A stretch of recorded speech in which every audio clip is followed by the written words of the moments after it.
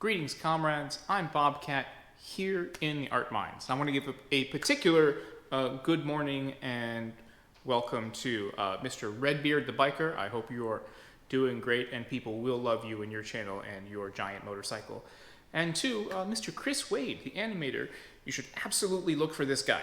Chris Wade has been working on this project of his. It is a feature-length motion picture, animated motion picture called The Will of Monsters. And it's super cute. It's really cool. So look for Chris Wade and The Will of Monsters and tell him I sent you. So it's a really, really rainy, what would normally be miserable Saturday afternoon here in the Art Mines. But given all of the crazy bad crap that's been going on in the world, I wanted to share some really good stuff with you. This is light. This light is from what will soon, I'm not sure exactly when, but it is getting signed and paid for and on its way, the sunflower stained glass window insert for what will soon be the actual sunflower studio of the Art Mines. And I'm just as terrified and excited and looking forward to it as it probably shows in my voice. But let me grab the camera and take you around. There is so much good stuff going on, and I wish any of it had to do with actually making art. But when you look at the life of a working professional artist, including artists with day jobs, a whole lot goes into the rest of the art, the background, if you will, that sets our circumstances up so that we can actually make the art that we show to you. So right now, this last year, out of want and frankly necessity, I've been working to set up the studio in my house and garden and all of that to bring me the space that I can make art to bring you. So let's see, it is July 8, 9, something like that. And we started this project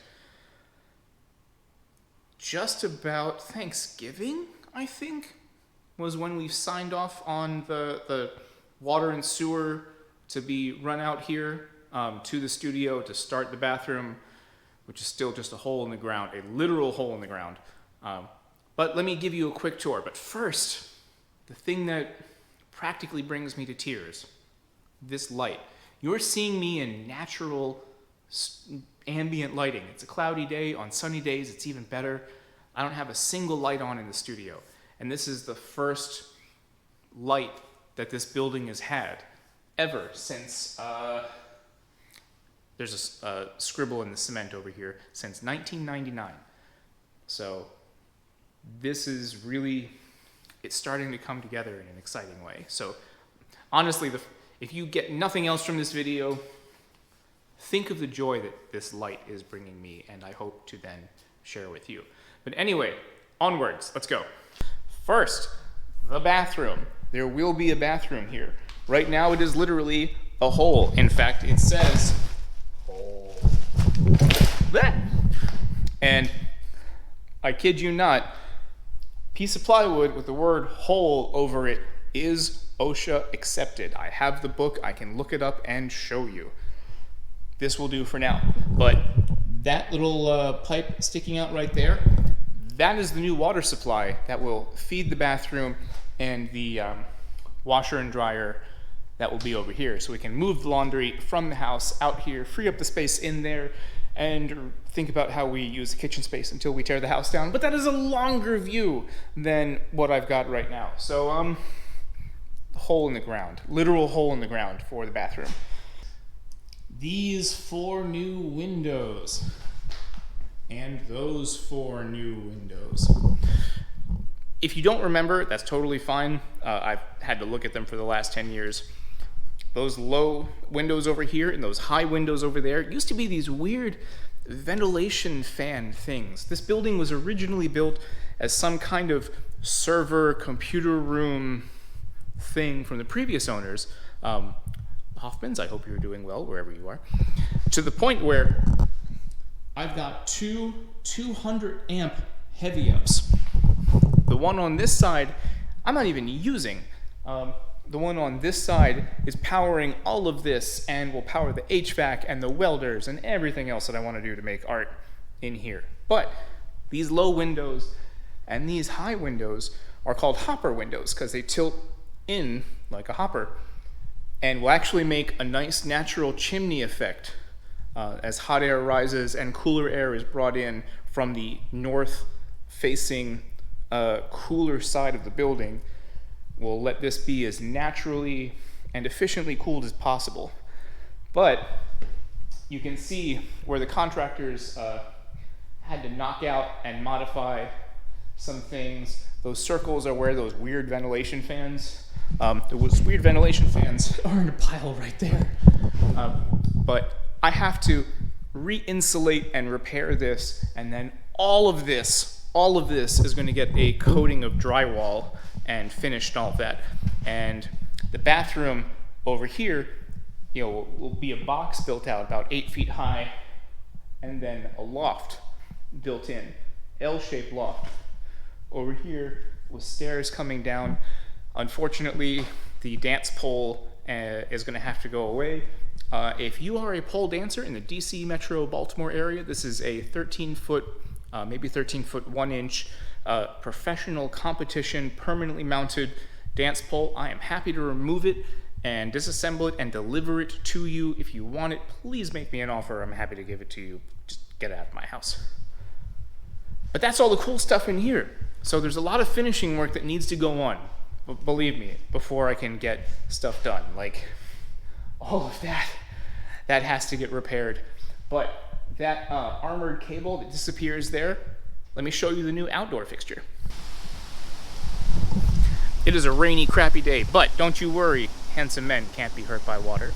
But look at that. LED fixture. I'm not getting electrocuted, which means it was installed properly. Go me. I can find the details for this later, but at night, this is super bright, but I love it. But this is the new patio space. This will eventually be motorcycle parking. There will be forage here. Also wanted to show you this Buddha. This may not seem like much to you, but it has always been important to me to have some sort of shrine, meditative space, a quiet space to connect to the universe. And that statue and the gargoyle statue, which I'll show you in a minute, we got from this place called Southern Maryland Statuary. I will give you the address for it down in the section below. But really cool guy. He casts his own cement statues. He can do custom work. Southern Maryland Statuary. Please pay him a visit. Anyway, onward. In our effort to be natural and sustainable, we've got what we call them native plantings. We've got ferns, some other flowering pollinator type plants, and then over here where the driveway has had to get sloped down to meet the existing yard, these are poppy mallows, I think they're called. We've got blueberries coming up, and most delicious of all, pears. So many pears. Pears for days. Hang on. Pears for days. This is going to be great. All these beautiful pears. And persimmons. Look at this.